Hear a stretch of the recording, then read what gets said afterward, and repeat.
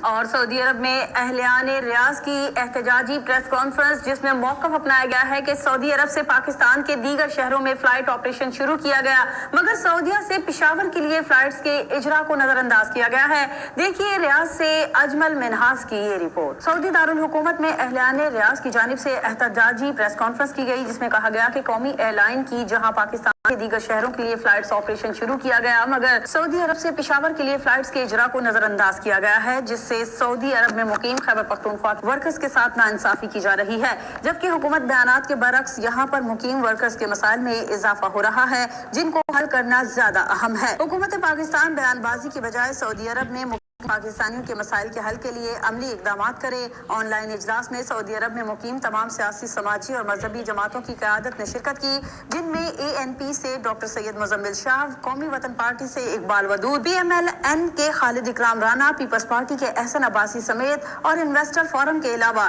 دیگر سیاسی، سماجی اور مذہبی ورکرز نے شرکت کی۔ اس موقع پر اہلیان ریاض نے حکومت پاکستان سے مطالبہ کرتے ہوئے کہا کہ سعودی عرب سے فلائٹس کی تعداد بڑھائی جائیں۔ سعودی عرب میں بسنے والا مزدور طبقہ اس وقت بے روزگار اور شدید مشکلات کا شکار ہے۔ راشن کے نام پر صرف زبانی جمع خرچ ہے۔ حکومت سے اپیل کی جاتی ہے کہ اس طبقے کے لیے بجٹ کا فوری اعلان کرے اور راشن کی ترسیل کا انتظام سعودی عرب کے قوانین کو مد نظر رکھ کر کیا جائے۔ صرف فوکل پرسنز کی تعینات کا حل نہیں، متاثرین کی پاکستان میں فیملیز کے لیے OPF کے ویلفیئر فنڈ سے فوری طور پر